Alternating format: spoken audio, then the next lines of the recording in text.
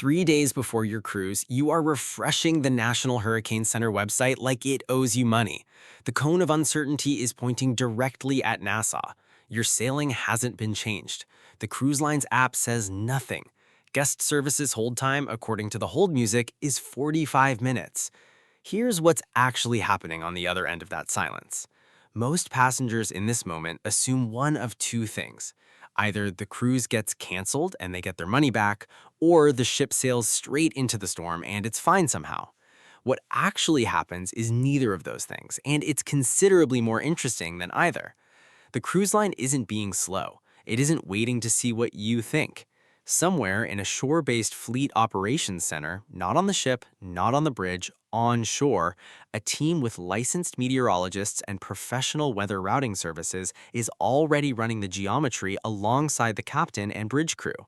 How fast is the storm tracking? How fast can the ship move? Which ports go offline and on what day? Where are the viable alternate itineraries? That math has been running for days before you ever opened the app. The announcement, when it comes, is the last step in a decision process that's already mostly done. Which is not to say the announcement comes early. It might arrive 48 hours before departure.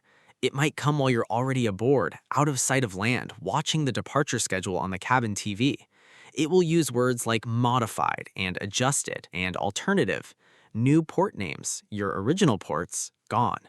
So you board. The ship is being loaded for a completely different set of destinations than what you booked. The excursion desk is quietly rebuilding its catalog. The shore excursion packages you'd been eyeing for the original ports have already been removed from the app. The crew knows. The operations center knew days ago. You're the last to be told, which is slightly funny when you think about it, and also completely understandable. The ship can't announce a route change until the route change is locked. The ship departs, and here's where it gets interesting. You've been watching the hurricane tracker. You know roughly where the storm is. You know the ship is moving south, away from the home port, away from familiar land, and some part of your brain files that as toward the storm. That assumption is exactly backward. A cruise ship underway in open water is not in the danger position. It can maneuver, change course, adjust speed, hold position, get clear of the projected track entirely. A cruise ship tied to a dock in a Category 3 has exactly one option, and it is the wrong one. Moored to a fixed structure, it absorbs everything the storm delivers with nowhere to go. Maritime operators have known this for as long as there have been hurricanes and docks. The safest destination for a large cruise ship during a named storm is frequently open ocean. So the heading that looks like danger is actually the plan working exactly as designed. And the plan, once you're aboard and moving, is surprisingly normal. The pools are open, the shows run, the restaurant you'd been looking forward to, still there, same menu, same reservation. The floating city doesn't stop operating because the map changed. That's the thing about a ship large enough to be its own destination. It remains a destination regardless of where it's pointed, which is approximately when you start doing math. New ports, different island chain in some cases, none of the excursions you planned. The vacation you booked is not the vacation you're having, and you want to know what you're getting back. The answer arrives quietly, and it's worth paying close attention. Port taxes and fees. That's the refunds line item.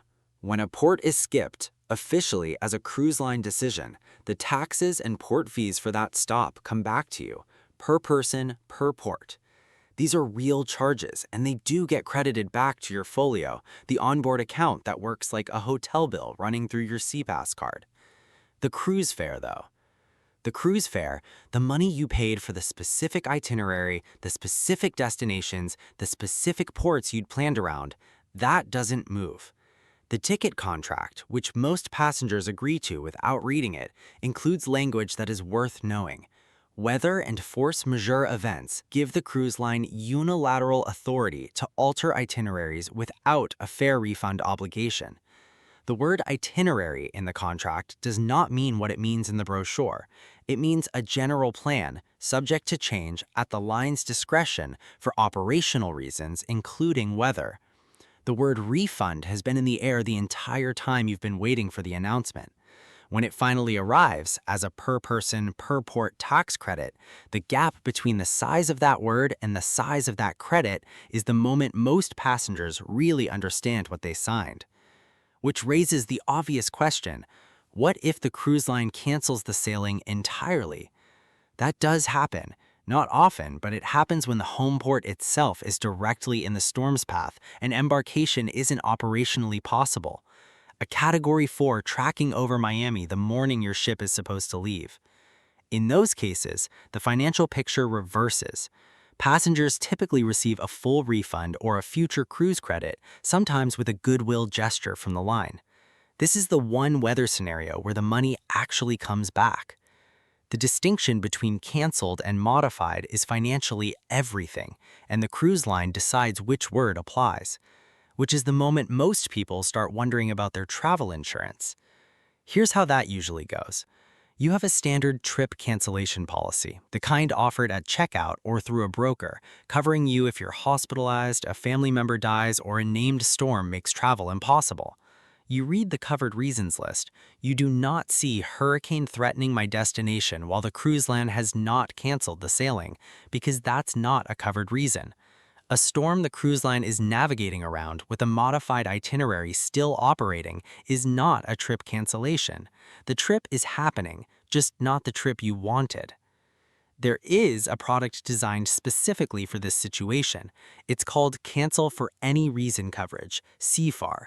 It does exactly what it sounds like. It lets you cancel for any reason and recover a portion of your prepaid non-refundable costs, typically somewhere between 50 and 75% depending on the policy. No qualifying event required. I don't like the new itinerary is sufficient.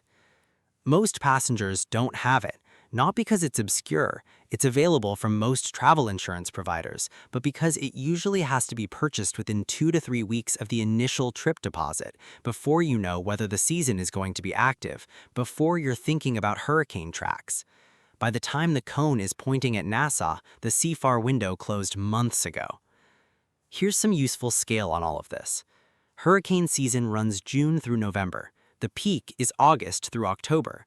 The Caribbean cruise market does not pause. The itineraries run, the ships sail, the passengers board. On a busy September week, a significant portion of Caribbean ships are actively managing around storm systems, running alternate routes, swapping ports, repositioning. This is not an emergency protocol. This is the logistics layer that exists underneath every Caribbean sailing from summer through fall. The operations centers are staffed for it. The alternate itineraries are pre-mapped. The math is already running before the first weather alert hits your phone. Now you know what's on the other end of that silence. 3 days before your cruise, you're refreshing the hurricane tracker. You're watching the cone. You think the ship is being quiet because nobody knows what to do. What's actually happening is that the route decision is already most of the way made. The alternate ports are being loaded into the excursion catalog, and the announcement is being drafted while you're on hold. There are 2 passengers who end up on a rerouted hurricane cruise. One spends the week furious about the ports they didn't get. One looks around, realizes they're on a ship that is very good at being a ship, somewhere warm, pools open, dining room running, and quietly makes a note to look into CAFR coverage before next September. The next time you hear a captain announce a minor itinerary adjustment over the PA, you'll know what that sentence actually is. It is not the beginning of a problem. It is the end of a solution that's been in progress for days. That's another one for the cruise files. If you want to learn more about what goes on behind the giant cruise ships, everything from the scams on board to the secrets below deck, subscribe, like, and share. Thanks for watching, and I'll see you in the next one.